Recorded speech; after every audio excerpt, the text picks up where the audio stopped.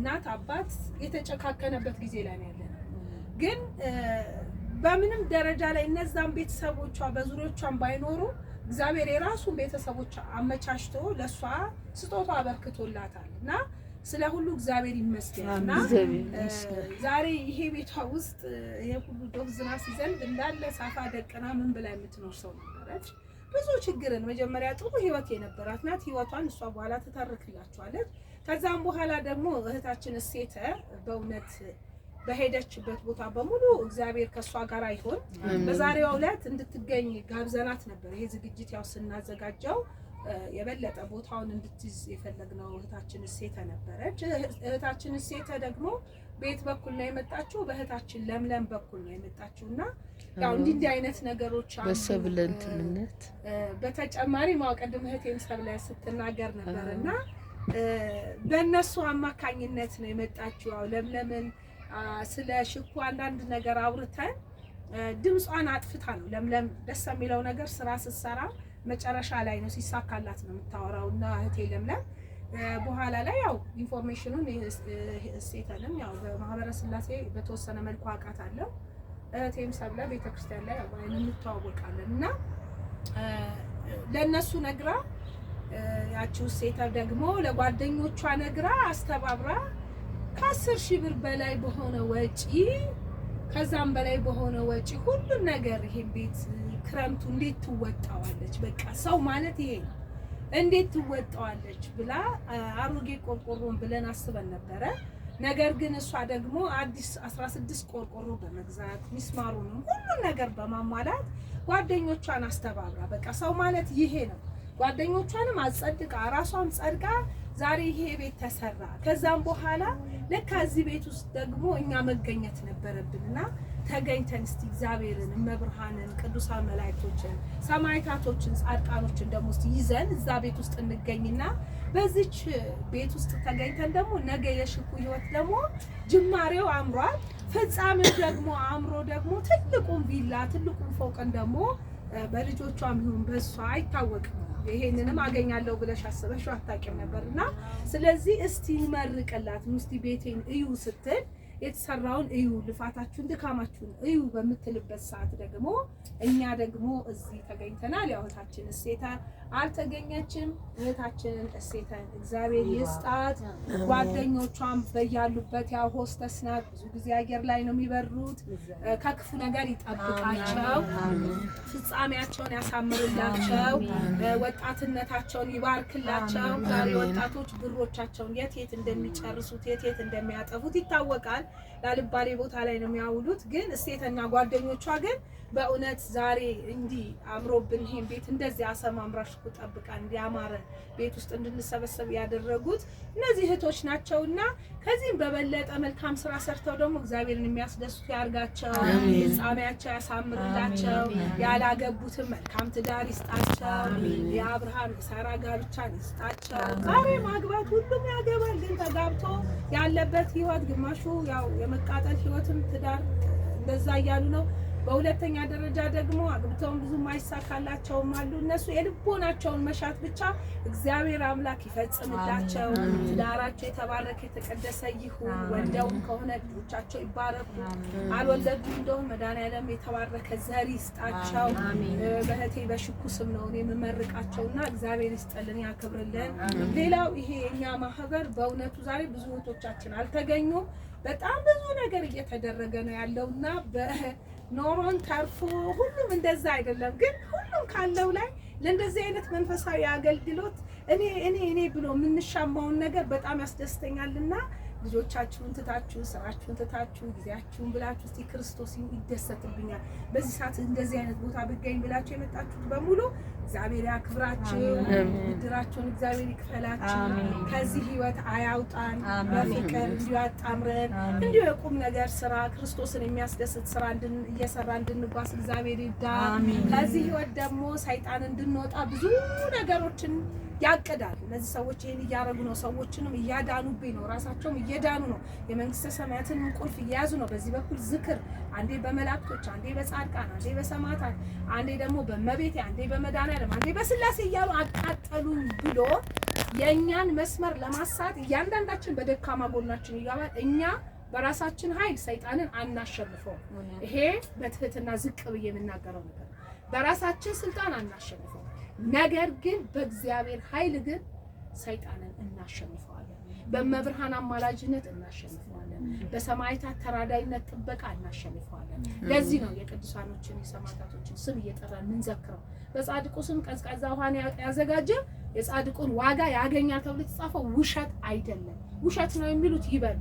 እኛ ግን በቃሉ ስለምናምን ከቀዝቃዛ ውሃ አልፈን እህል ውሃ አዘጋጅተን በየደብሩ ገዳሙም እየሄድን ብዙ ነገር እየሰራን ነው። እንዲሞጣ ብለን በአመት አንዴ ዳምጠው ሚካኤል ክፍለ ሀገር ሄደን ደብረ ብርሃን ውስጥ የአመት ጧፍ፣ የአመት እጣን፣ የአመት ዘቢባቸው እንደ ቤተክርስቲያኑን በማስተካከል የኛ ማህበር ብዙ ስራ እየሰራ ነው እና እግዚአብሔር አምላክ መጨረሻችንን ያሳምራል። ዘሮቻችን ይባረኩና ደግሞ አሁንም እዚህ ያላችሁ አደራ እምላችሁ 30 60 100 ፍሬ አፍሩ። እህቶቻችሁ በተለያየ ሀገር ያሉትን ለእንደዚህ አይነት ለተቀደሰ ስራ አነሳሷቸው፣ አበረታቷቸው። እንዲሁም እኛ ብቻ እንትን ብለን ተጠቅመን ሌሎቹ እንዳይጠቀሙ እንዳናደርጋቸው። አንዳንድ ሰው እንዲህ ስንጠይቃቸው እነዚህ ደግሞ መለመን አይሰለቻቸውም እንዴ ልንባል እንችላለን። ግን እንባል፣ እግዚአብሔር የሚደሰተው በዚህ ነው። ያንን ሰው እጁን በሰሰለት ጠፍንጎ የሚይዘው ሰይጣን ነው። ለዓለማዊ ነገር ወርቅ ለመግዛት፣ ልብስ ለመግዛት፣ የተለያየ ጫማ በ100 ሺህ ስልክ 150 ሺህ ብር አውጥቶ የሚገዛ ሰው አለ። ለእንደዚህ አይነት ነገር ወጪ ስናወጣ ምንም አይመስለው፣ ሰይጣን ደስ ይለዋል። ለቤተ ክርስቲያን አገልግሎት ግን 100 ብር ልናወጣ ስንል እጃችንን ጥፍንግ አድርጎ በስውር ያስረናል፣ በግልጥ አለ። ስለዚህ አንሰጥም እንድንል ከእንደነዚህ አይነት ሰዎች ጋራ እንዳንገናኝ መከራ እንዴ ፈታ ዘና እንበልበትም የሚሉ ሰዎችም አሉና እግዚአብሔር ይመስገን እስካሁን ድረስ ያው 5-6 አመት እያስቆጠርን ነው በዚህ ስራና እግዚአብሔር አምላክ የተመሰገነ ይሁን። ሽኩዬ መጨረሻሽ እንግዲህ ያው እግዚአብሔር የማታ ደግሞ እንደነዚህ አይነት የመሳሰሉ እህቶችሽ ከጎን እንዲቆሙልሽ አድርጓል። አይዞሽ፣ አሁንም በርቺ፣ ጠንክሪ፣ በልጆችሽ ታሪክ ታያለሽ። የተገፋሽ ሰው ነሽ አለው ብዙዎች እቴለለም አቤ ሁሉም ያውቃሉ አንቺን ነገር። በድጋሚ በኋላ ላይ ገለጻ ታደርጊያለሽ፣ ትመርቂያለሽ። ለጊዜው በእኔ በኩል ያለው ነገር እዚህ ጋር ይበቃኛል። እህቶችሽ ደግሞ ብዙም በቃ ባይበዛ ምንም ባይልም ለማስታወሻነት እያሉ ያው እዚህ ውስጥ የምታያቸው እህቶችም አሉ ያልመጡ ማለት ነው። ዝርዝራቸውን በኋላ ሰጥሻለሁና ስጦታ አዘጋጅተውልሻል እና እግዚአብሔር ይመስገን እያልን ያን ስጦታ ደግሞ በአጭር ጊዜ ውስጥ ነው የነገርኳቸው። እንደውም እንደዚህ እንዳሉ ዛሬም ነግራቸው ዛሬው ነው በስጦታ ላይ የተሳተፉ እህቶች ስላሉ ያው ሁሉ ነገር በወጣ መቼ እግዚአብሔር ይተካ። ዛሬ ሰማዕቱ ቅዱስ እስጢፋኖስ ቀዳሚ ሰማዕት ነውና ወጣት የክርስቶስ አርበኛ ወይንም ሰማዕት ደሙን ያፈሰሰ ስለ ክርስቶስ ብሎ ራሱን የሰዋ ሰማዕት በእውነተኛም በእምነታችን እንድንጠነክርና ሰማዕት ለክርስቶስ ሰማዕት መሆን ማለት ደግሞ እንደዚህ አይነት ቦታ መገኘት ነውና እስከ መጨረሻው እንደዚህ ሆነ እንድንቀጥል እግዚአብሔር ይርዳን እያልኩኝ ስጦታውን አበረክታለሁ። ስጦታው እየተከፈተ መታየት ይኖርበታል። አዎ ይከፈት አይደል? አረ ይከፈት። የማናችን ባቶኝ ያው አንቺ ነበር ስጦታው ማቀበል። እግዚአብሔር ይመስገን፣ እግዚአብሔር ይመስገን፣ እግዚአብሔር ይመስገን። ይከፈት ይከፈት ይከፈት። ለዚህ ያደረሰ ለዚህ ያደረሰ እግዚአብሔር ይመስገን። ለዚህ ያደረሰ ለዚህ ያደረሰ እግዚአብሔር ይመስገን። እግዚአብሔር ይመስገን፣ እግዚአብሔር ይመስገን፣ እግዚአብሔር ይመስገን።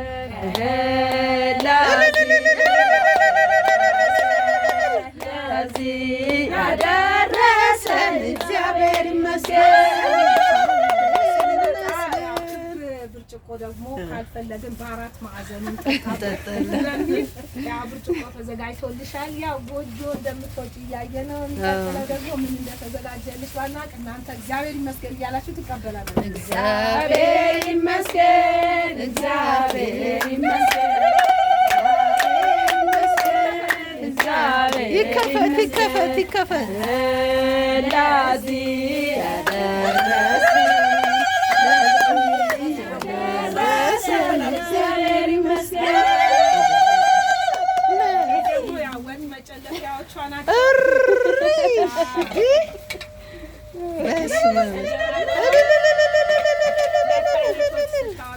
ሶስተኛው ደግሞ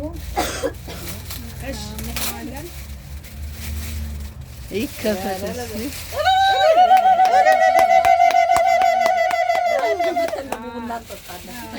እንግዲህ እንደ ሰርቪስም ያው ዘመናዊ ነገር ነው። እንደ ረከቦትም ናት። የለምለም ምርጫ እንደ ትሪም እንደ ሰርቪስም ታገለግላለች። እንደ ረከቦትም ታገለግላለች። በጣም ከቤቷ ጋር ብትመጥን የምታምር ስጦታ ተዘጋጅቶላታል።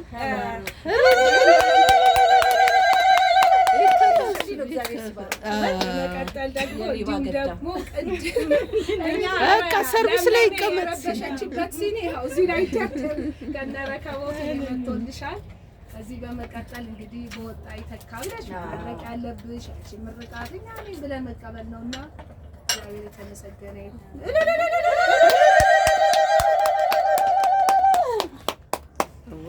እኔም ቡና ልጠጣ ነው ዛሬ።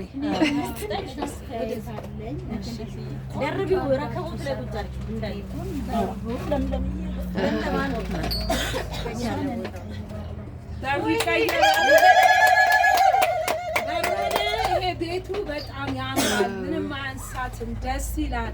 ነገር ግን ሳየው አለች የዋዋ ደግሞ እዚህ ነው የኔ እናት ደጓ ያ ትንሽ እንትኑ በሩ አልተቀየረላትም እና እኔ በአዲስ ቆርቆሮ አድርጌ በሩን አሰራላታለሁ ብላለች። እግዚአብሔር ይስጣት፣ ጤናሽን ይስጥሽ፣ መድኃኒዓለም ከአንቺ ጋር ይሁን። ቀና እንደምታስቢ ቀናውን ይስጥሽ። የሚቀጥለው ህይወትሽ የተባረከ ይሁን። በመቀጠል ወደ እህቴ ሹክ እንግዲህ ምን እንደሰማት እግዚአብሔር ከምን አንስቶ ምን እንዳደረሳት